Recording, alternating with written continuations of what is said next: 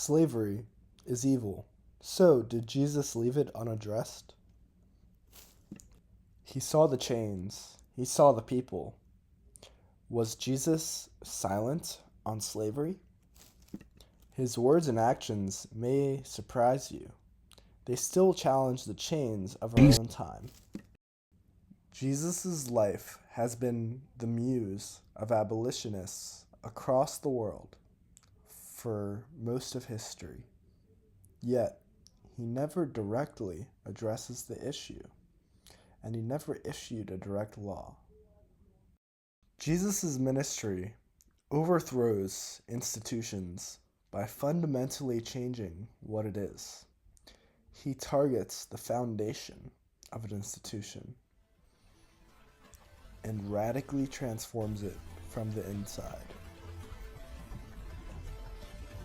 Just as words lose their meaning when their definitions are changed, slavery loses its cruelty when one is told to treat his slave like his brother. A person united with another in a bond of love and mutual respect. Jesus often did not attack institutions head on. Rather, he challenged their definitions and reformed them from the inside. People often wonder why Jesus didn't directly condemn slavery. Slavery was everywhere in the ancient world. Jesus chose a different revolution that tore down hierarchies of all kinds, slave and free, male and female, all of it. It is a modern assumption to believe that the only way to combat slavery was legislation. The Roman Empire is the most clear example of how this works.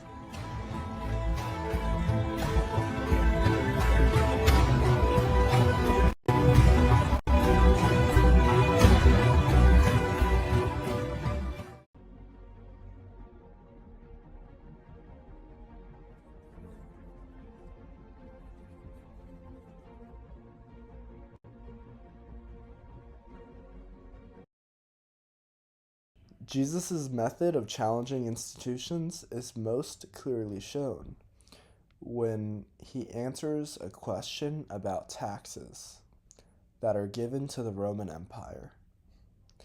Jesus is asked if they should pay taxes to Rome.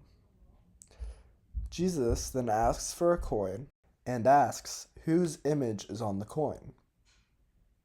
The Pharisees respond, Caesar's. So, Jesus says to give to Caesar what is Caesar's and give to God what is God's. God's kingdom is different from Caesar's kingdom. Jesus often preaches of a kingdom that's a rival to any earthly kingdom.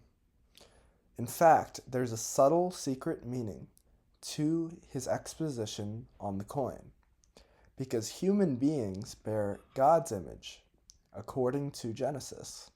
And so, he is really saying to give God one's whole self.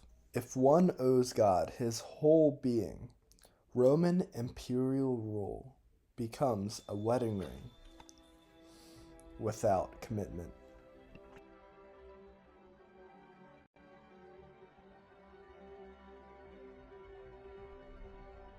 Second, Jesus affirms the worth of slaves, even going as far as to call himself a slave. Human worth changes everything. Slavery was widespread in the ancient world. 25 to 40% of citizens of the city of Rome were slaves at the time. Jesus uses the Greek word for a slave for himself in Mark chapter 10. He even says that whoever wants to become great among you must be a slave of all. Here, Jesus subverts the concept that slaves are lesser. In fact, he even argues that slaves are greater because they serve and love others. Jesus redefines what it means to be great and what it means to be a slave. Jesus doesn't topple buildings, he changes hearts, and then he lets the buildings fall. Paul makes this clear when he sends Philemon back, not only as a slave, but better than a slave, as a brother.